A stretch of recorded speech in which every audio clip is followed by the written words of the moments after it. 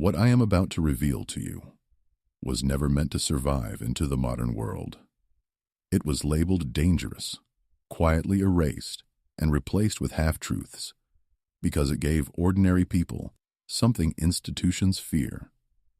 More than disease itself, control, for thousands of years, initiates across ancient civilizations guarded a rhythmic breathing method believed to regulate the very chemistry of life, the delicate balance of acidity and alkalinity in the blood that decides whether your cells thrive or decay. This was not meditation. This was not relaxation. This was biochemical authority. And today almost no one talks about it, because once you understand it, you can no longer be easily managed. I know that sounds extreme, but stay with me, because your body already knows this truth. Even if your conscious mind has been trained to forget it, you have been breathing wrong your entire life. Not by accident, but by design. Shallow, erratic, stress-driven breathing keeps your blood slightly acidic, your nervous system reactive, your energy unstable. An acidic body is a compliant body. A fatigued body doesn't question. A foggy mind doesn't rebel. Ancient physicians understood something. Modern medicine prefers to outsource to pills and procedures. Breath rhythm directly alters blood chemistry, nerve signaling, and cellular voltage. Change the rhythm, and you change the terrain your biology operates on. That is why this technique was restricted, ritualized, and wrapped in symbolism. Not because it was mystical, but because it worked too well. I'm not here to relax you. I'm here to warn you. If you continue breathing the way you do now, you will age faster, think slower, and live below your biological capacity without ever knowing why. And if you choose to listen, truly listen. What follows will challenge what you believe about health, safety, and authority over your own body. You don't need more supplements. You don't need another diet. You need to reclaim a rhythm that directly commands your internal chemistry. This is not wellness advice. This is a line you cross. Once crossed, you cannot unknow it. Right now, without realizing it, you are living inside a quiet physiological emergency. Not dramatic enough to send you to a hospital. Not obvious enough to show up on a standard blood test, but relentless. A low-grade state of internal acidity that slowly drains your energy, tightens your nervous system, and forces your body into constant compensation. You wake up tired even after sleep. Your mind jumps from thought to thought, never fully settling. Your muscles feel heavy. Your breath feels shallow. And stress feels normal because it has been normalized for you. This is the stake, and it is personal. Modern life pushes your biology into survival mode all day long. Processed food, constant cortisol, blue light, emotional pressure, and most dangerously, unconscious breathing patterns that never allow carbon dioxide balance to stabilize. You've been told acidity comes only from diet, from sugar, from coffee, from toxins, but that is only half the truth. The faster and shallower you breathe, the more carbon dioxide you lose. And paradoxically, the more acidic and inflamed your tissues become over time as buffering systems are exhausted. Your kidneys work over time. Your nervous system stays alert. Your heart rate never truly settles. This is why calm feels unfamiliar, and fatigue, feels inevitable. And here is the uncomfortable part, comfortable. This state benefits systems that profit from long-term dysfunction. An acidic, stressed population consumes more, depends more, and questions less. You feel it in your body, even if no one has ever named it for you. That constant edge, that background anxiety, that sense that something is off but unmeasurable. This technique is not optional if you want out of that loop. Because as long as your breath remains chaotic, your blood chemistry will mirror that chaos. And as long as your internal environment stays unstable, no external solution will ever fully work. This is not about optimization. This is about escaping a baseline that was never meant to be permanent. You are not broken. You are misregulated. And misregulation has a switch. To understand why this works, you have to let go of the childish idea that breathing is just about oxygen. Oxygen is the headline. Carbon dioxide is the lever. Your body does not regulate pH through food first, supplements second, and breath last. It does the opposite. Breath is the fastest chemical control system you have because every inhale and exhale instantly alters blood gas ratios, nerve signaling, and cellular behavior. When you breathe too fast or too shallow, you blow off carbon dioxide. That sounds harmless, even healthy, but it is not. Carbon dioxide is not waste. It is the key that unlocks oxygen from hemoglobin. Without enough CO2, oxygen stays stuck in your blood and never fully enters your tissues. This is the Bohr effect. And it is not philosophy, it is physics. Low CO2 means poor oxygen delivery, rising acidity at the tissue level, and a nervous system locked in alert. Your vagus nerve senses this immediately. It reads your breathing rhythm like a command signal.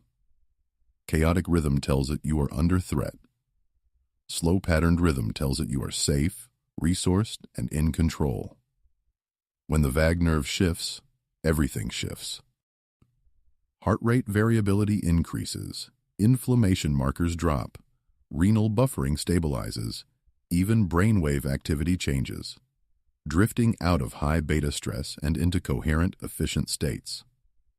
Ancient practitioners didn't know the words B, D, N, F, or chemoceptors, but they understood the effect. They spoke in metaphors of inner tides and blood harmony, because they were describing pH balance without microscopes.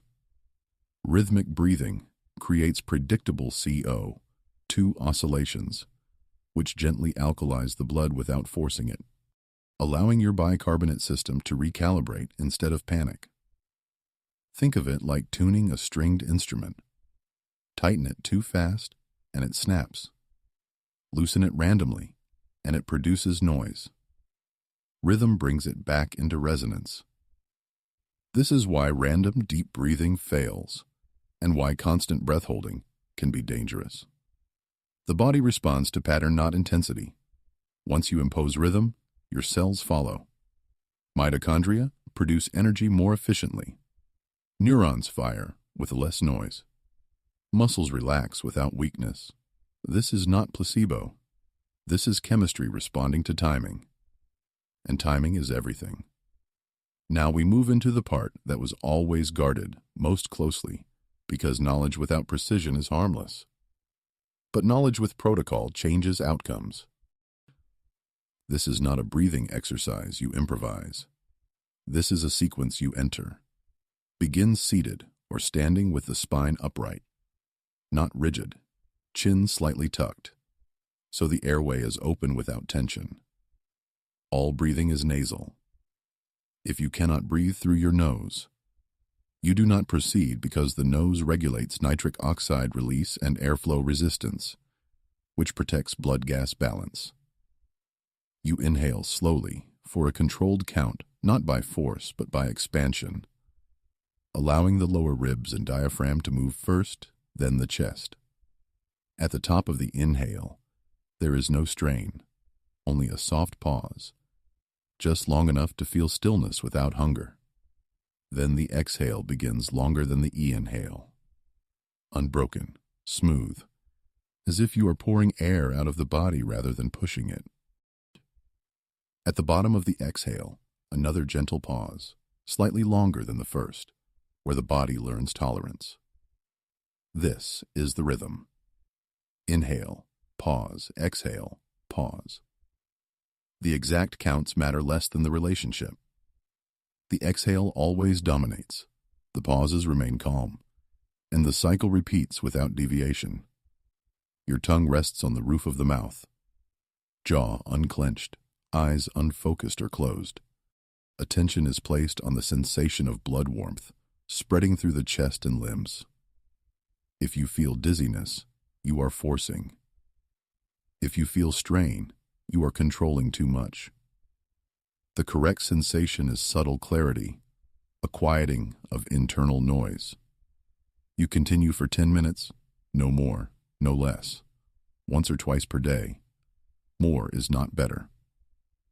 Rhythm trains chemistry. Excess triggers defense. This protocol works because it respects the body's thresholds while gently extending them. Break the rhythm and you break the signal.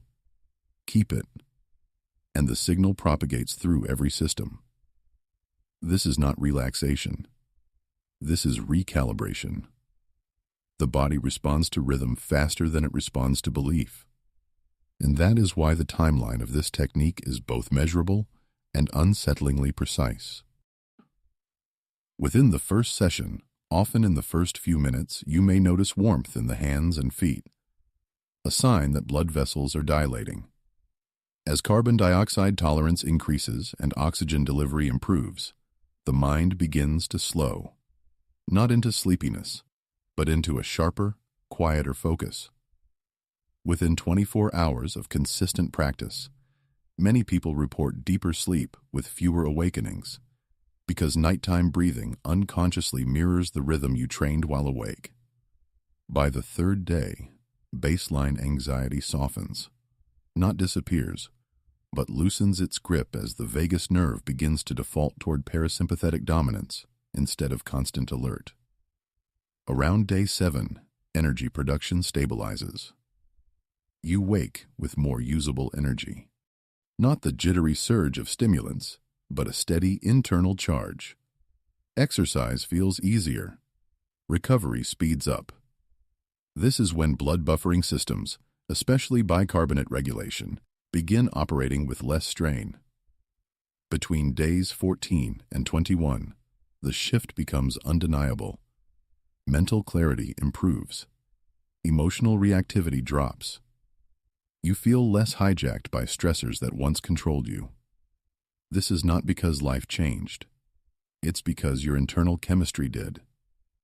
By day 30, if the rhythm has been respected, the body recalibrates its baseline. Resting breath rate lowers. Heart rate variability increases. The acidic drag you once lived in no longer feels normal. And that is the most dangerous moment, because once you feel what balanced physiology is like, you will never accept dysfunction as inevitable again. This timeline is not motivational language. It is how adaptive systems respond to consistent signals. Remove the signal, and the body drifts back. Maintain it, and the new state stabilizes. The choice is not dramatic. It is daily. So why was something this simple, this effective, allowed to disappear? Because it does not scale well into systems built on dependency. Breath-based regulation creates internal stability without external consumption. Chiren, and that is a problem for any structure that profits from chronic imbalance. Historically, rhythmic breathing methods were not taught publicly. They were reserved for warriors, priests, healers, and initiates who needed reliable control over fear, pain, endurance, and clarity. When medicine industrialized, the language changed. What could not be packaged, patented, or dosed was reframed as unscientific, then quietly ignored.